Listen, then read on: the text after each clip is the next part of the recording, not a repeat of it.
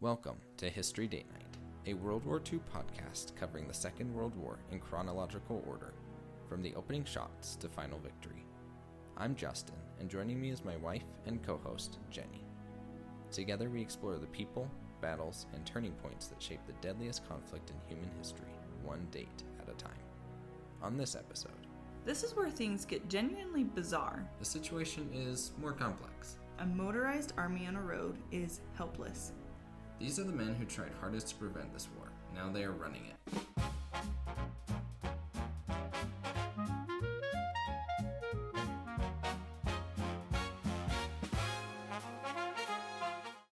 Welcome back to History Date Night. I'm Jenny. Last episode, the Winter War began. Roughly 500,000 Soviet soldiers crossed the Finnish border on November 30th. Cities were bombed. Mannerheim was appointed commander-in-chief. And in the far north, a Soviet rifle division crossed into Finnish territory through wilderness that the Finns thought was impassable. This episode, December 1st through 10th, we follow the first full week of the Winter War. Watch the Soviet Union concoct one of history's stranger legal fictions. Register some of the darkest notes of the occupation so far, and end on a cliffhanger in the South Atlantic. The Graf Spee is closing in on its last battle, and 3 British cruisers are sailing to meet it. I'm Justin. This episode also has the birth of the project that will become the B-29. Lou Gehrig is elected to the Hall of Fame while dying. Nazi Germany is forcing its own Nobel Prize laureates to refuse their prizes. A Norwegian fascist is shaking Hitler's hand, and Finland is accepting a Nobel Prize for literature while being invaded. History keeps happening all at once, so let's get into it. December 1st. The Soviet Union formally establishes the Finnish Democratic Republic, a puppet government headed by Otto Ville Kuusinen, the Finnish communist exile that we've mentioned before. The government is set up in Terijoki, a small Finnish seaside resort town just across the border from Leningrad, that Soviet forces captured in the first hour of the invasion.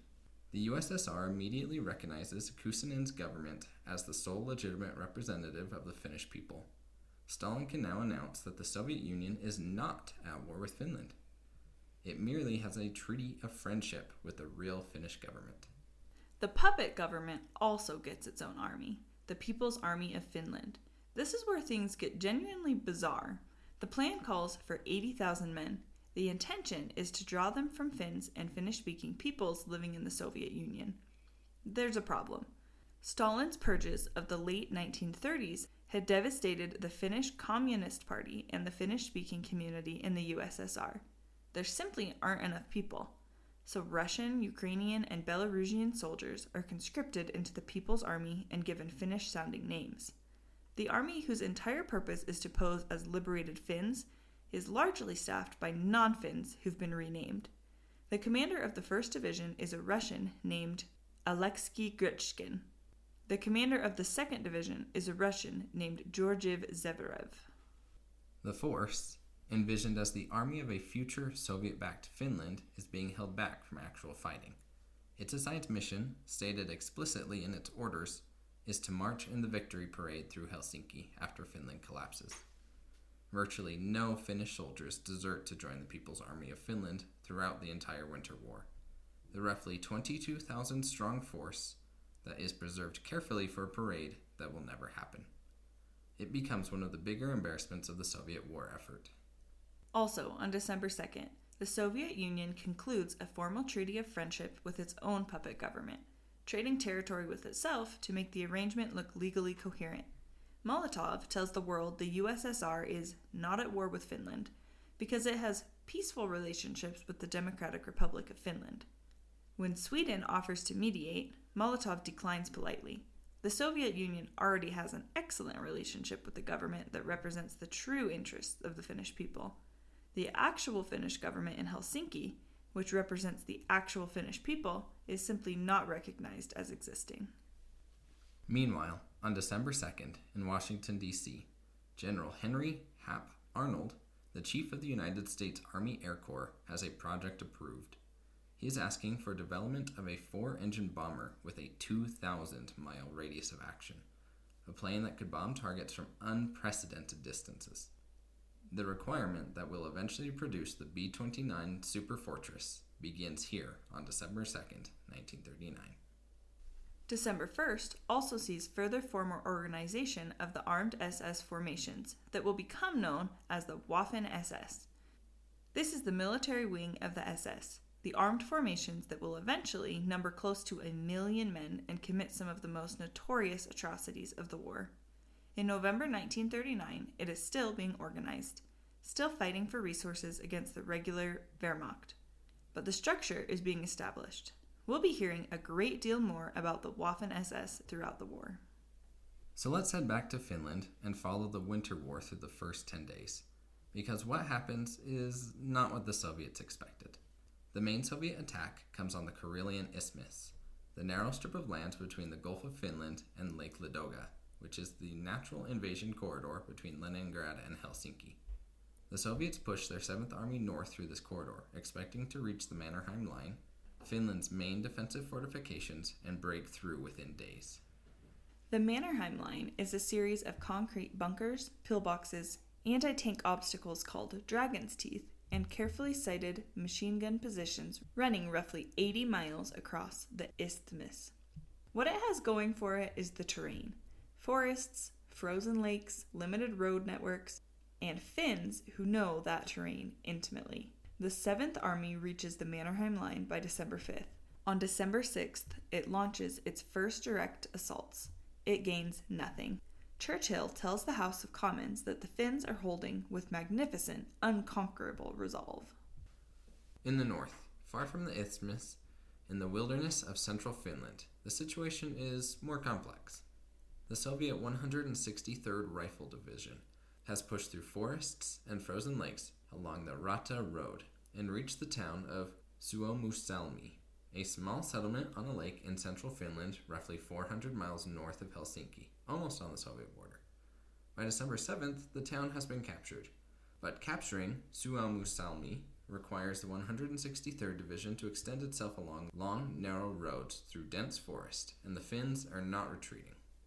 This is the beginning of what will become the Battle of Suomussalmi. The Finnish commander in this sector, Colonel Hjalmar Silasvuo, understands something the Soviet commanders don't yet. In these forests, a motorized army on a road is helpless. You cannot maneuver through birch forest and frozen marshes in a tank. You cannot use your artillery in close trees. You can't even keep warm if you move off the road. The Soviet division is sitting on these roads in temperatures that will fall to minus 40. The Finns move through the forest on skis. Also in the first week of this winter war, the Battle of Kola begins on December 7th, further south on the isthmus, north of Lake Ladoga, where Finnish forces are badly outnumbered and holding a 30-mile front. A Finnish officer responding to demands for a report on the situation sends a message that will become famous in Finland. Kola holds. We'll come back to this front repeatedly. One of the soldiers on this line is a farmer named Simo Haiha. Before this war is over, he will be one of the most lethal snipers in recorded military history. But that's a future episode. In Petsamo, Finland's Arctic port of the Barents Sea, in the far north of the country near the Norwegian and Soviet borders, the Red Army does succeed. Soviet forces capture Petsamo on December 2nd, cutting Finland off from its only Arctic access to the outside world. The port will matter for resupply and for foreign volunteers reaching Finland. Its loss is a real blow. Finland's political situation is also stabilizing. The new government under Prime Minister Risto Ryti is formed on December 1st, with Venä Tanner as foreign minister, the same Tanner who was at the negotiating table in Moscow for months. Paasikivi is also included as a minister without portfolio. These are the men who tried hardest to prevent this war. Now they are running it. On December 3rd, Finland formally appeals to the League of Nations for intervention. December 7th, Gniezno, a city in occupied western Poland, about 30 miles east of Poznan, one of Poland's oldest historic centers. An SS officer named Herbert Lange begins his work at the Dziekanka psychiatric hospital. Mentally disabled patients are loaded into a sealed van. Carbon monoxide is pumped in. This is one of the earliest documented uses of a gas van for mass murder by the Nazi regime. Between December 1939 and January 1940, over 1,000 patients are killed this way. The mobile killing unit, a van, a hose, and carbon monoxide, is the direct ancestor of the gas chambers at Auschwitz and Treblinka. It begins here in a psychiatric hospital in a historic Polish city in the first week of December 1939. December 9th. In multiple Polish cities that are hard to pronounce, so I'm going to give it my best shot. Hrubieszów, Hilm, both in the Lublin district of eastern Poland, roughly 150 miles southeast of Warsaw. German forces round up approximately 1,800 Jewish men. That's 1,800. German forces round up approximately 1,800 Jewish men. Most of them are middle-aged, and force march them east toward the Soviet border. The march takes a week. By the time the survivors cross the Bug River into Soviet-occupied Poland, the overwhelming majority have been murdered or died along the route. German soldiers compete to see how many they can kill in a given time. This isn't combat. This isn't even the systematic organized murder that Heinrich outlined in his October meeting. This is soldiers murdering civilians for sport on a road in occupied Poland. The survivors who make it across the Bug River find themselves in Soviet-occupied Poland, which is not safety, but a different occupation. The notes from December 29th report that Soviet authorities grant all permanent residents of Soviet-occupied Poland automatic USSR citizenship, with the obligation to serve in the Red Army. The Poles, being crushed between these two empires, have nowhere safe to go. December 8th, 9th, and 10th bring Vidkun Quisling to Berlin. Quisling is the leader of the National Samling, or National Unity, the Norwegian fascist party, which has a small but vocal following in Norway. He meets with Hitler and other senior German officials over the course of several days. The conclusion of those meetings is an agreement that Germany should help Quisling and his party seize control of Norway at a favorable moment. Hitler is not particularly impressed by Quisling personally, but he is interested in Norway for the iron ore shipping lanes and for the naval bases that we've discussed before. The meetings in December 1939 are the first concrete planning steps toward the German invasion of Norway in April 1940. And the man whose name will become a synonym for treasonous collaboration, a Quisling, is sitting in Berlin making his deal. Finland appeals to every source of help it can find this week. On December 3rd, it goes to the League of Nations. On December 10th, it issues a formal appeal to all civilized nations, including this passage. The Finnish people fight for their independence, their liberty, and their honor. We defend the country of our birth, our democratic constitution, our religion, our homes, and everything civilized nations hold sacred. So far, we still fight alone against the enemy invader, although in actual truth, the struggle denotes the defense of the welfare of all humanity. Our position as the outpost of Western civilization gives us the right to expect the active resistance of other civilized nations. The world responds with sympathy, but almost no practical help. Roosevelt imposes a moral embargo on December 2nd, urging American companies not to sell the Soviets aircraft or components. But this is non-binding. Sweden, Norway, and Denmark declare neutrality in the Russo-Finnish War, which means they won't intervene militarily. Britain sends 30 Gloucester Gladiator biplane fighters. Obsolete aircraft, but fighters nonetheless. A volunteer recruitment office opens in Stockholm, Sweden. The Swedish government eventually allows a maximum of 5,000 reservists and conscripts to volunteer, though it won't send troops officially. Finland is fighting alone. The sympathy is real, but the assistance is, to say, inadequate. King George VI is in France from December 4th through the 10th on a tour of the western front of the Maginot Line, France's vast system of fortifications along the Franco-German border, stretching roughly 280 miles from Switzerland to Luxembourg. He rides the underground ammunition trains that serve the bunkers and inspects trench systems dug by the British Expeditionary Force along the Belgian border. The gap between the Maginot Line and the English Channel, through Belgium, where the Allies plan to fight, is the exact route Germany is planning to exploit. Few Allied commanders believe the Ardennes can support Germany's main attack.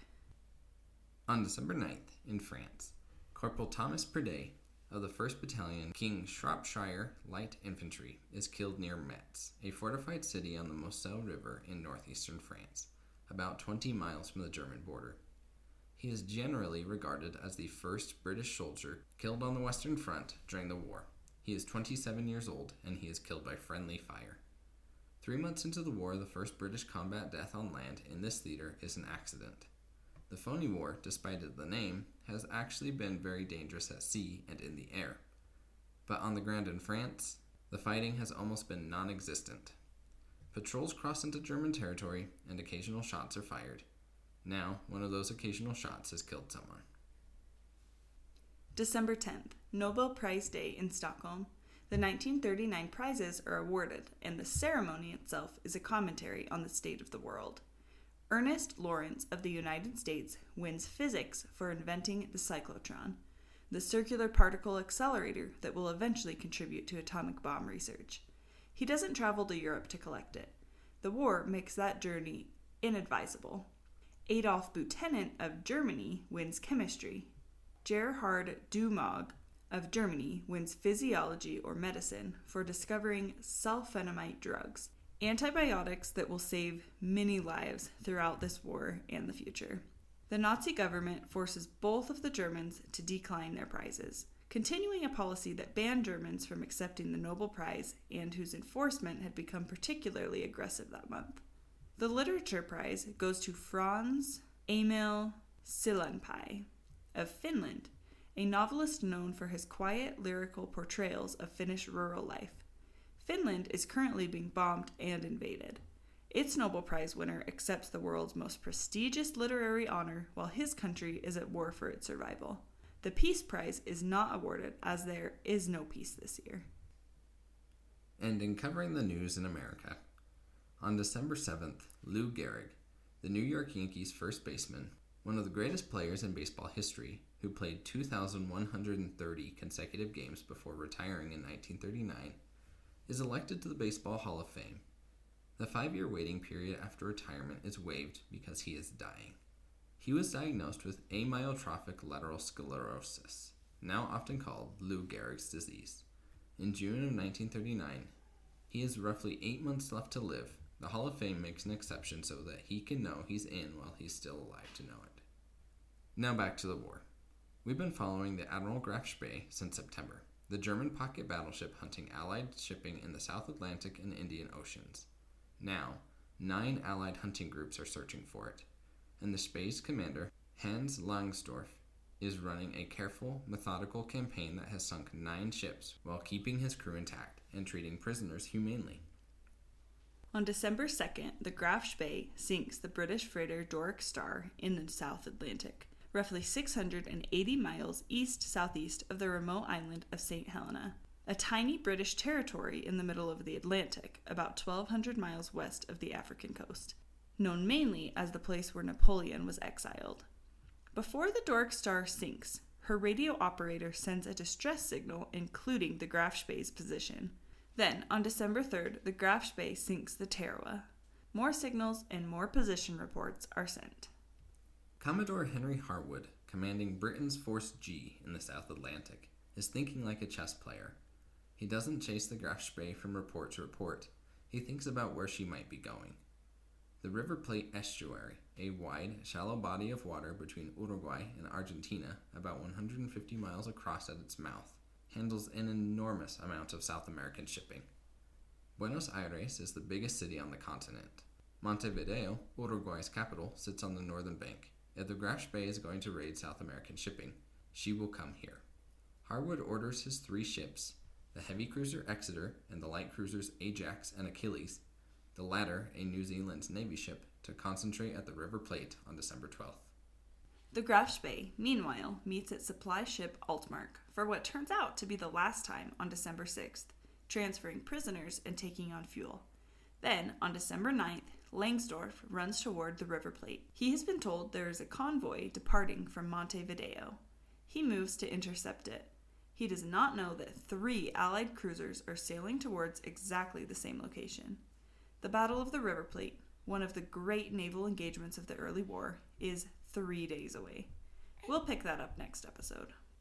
So, to wrap up, The Soviet puppet government is set up in a captured Finnish town. The requirement that will eventually produce the Boeing B-29 Superfortress begins here. One of the earliest documented uses of a gas van for mass murder occurs in Poland. A Norwegian fascist meets Hitler. Germany's Nobel laureates are forced to refuse their prizes. A dying baseball player is given his honor while he can still accept it. Finland accepts a Nobel Prize for literature while being invaded. And, in the South Atlantic, two forces that don't know about each other are sailing toward this same estuary. Next episode, the Battle of the River Plate and Finland's Winter War enters its most extraordinary chapter. Thanks for joining us for episode 14 of History Date Night. We'll see you next time. See you then.